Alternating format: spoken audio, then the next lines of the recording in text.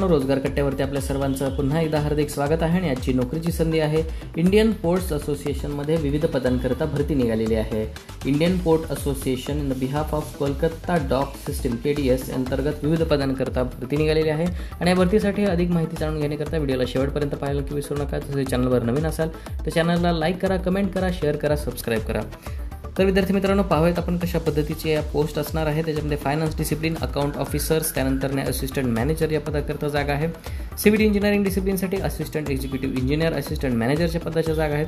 Administrative and traffic डिसिप्लिनसाठी assistant manager personnel industrial relation, त्यानंतर assistant professor, officer, assistant secretary, assistant manager, traffic operations, traffic manager, त्यानंतर estate मॅनेजमेंटसाठी estate manager, अशा एकूण पदाच्या एकूण 41 जागांकरता या पदभरती असणार आहे आणि याकरता तुम्हाला 50,000 रुपये इतकं मानधन देण्यात येईल।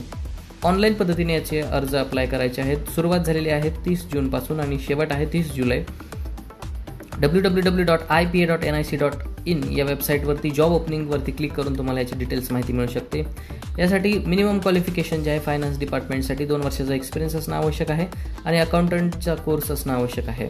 CA किंवा चार्टर्ड अकाउंटंट असणं आवश्यक आहे। सिव्हिल इंजिनिअरिंगसाठी डिग्री किंवा डिप्लोमा असणं आवश्यक आहे। 2 वर्षाचा अनुभव असणं आवश्यक आहे। ॲडमिनिस्ट्रेटिव्हसाठी कोणत्याही रेकग्नाइज्ड युनिव्हर्सिटीची तुम्हाला डिग्री असणं आवश्यक आहे। तुम्हाला त्यासाठी पेमेंट 50,000 ते 1,60,000 रुपये इतकं देण्यात येईल। 2 वर्षाचा अनुभव असेल तर अधिकच यानंतर तुम्ही बघू शकता इथं विविध पद्धतीच्या जागा आहेत आणि याकरता मिळणारं महिन्याला मानधन त्याच्यामध्ये दिलेलं आहे आणि यासाठी वयोमर्यादा जी आहे ते 30 वर्षांपर्यंतची वयोमर्यादा आहे। याच्यामध्ये 25 ते 30 ही वयोमर्यादा असणार आहे। यासाठी SC ST साठी 5 तसेच OBC साठी 3 वर्षाची सूट आहे। अपंगांसाठी 10 वर्षाची या ठिकाणी सूट देण्यात आलेली आहे आणि याकरता तुम्ही फी स्ट्रक्चर जर बघितलं तर एक्झामिनेशन स्ट्रक्चर जर बघितलं 100 प्रश्न असतील, 100 मार्कासाठी असतील।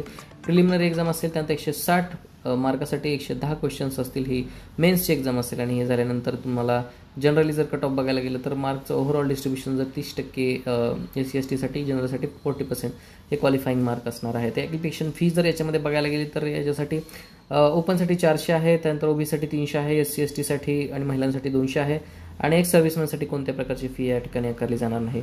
तर विद्यार्थी मित्रांनो, ह्याच्यामध्ये तुम्हाला सगळे डॉक्युमेंट्स व्हेरीफाय करून अपलोड करून सगळ्या गोष्टी याच्यामध्ये प्रॉपर कॉल लेटर डाउनलोड करायचं आहे आणि एक्झामिनेशनच्या दिवशी प्रिलिमिनरी मेन्स एक्झामिनेशन झाल्यानंतर तुमचं प्रॉपर इंटरव्ह्यूचं राऊंड सिलेक्शन होईल आणि त्यामध्ये जे फायनल मेरिट लिस्टवरती जे सिलेक्टेड कॅन्डिडेट्स असतील तर त्यांची एक इंटरव्ह्यू कंडक्टमधून तुम्हाला ओरिजिनल डॉक्युमेंट व्हेरिफिकेशनसाठी बोलवलं जाईल आणि यानंतर ही तुमची सगळी प्रोसेस कंप्लीट होईल।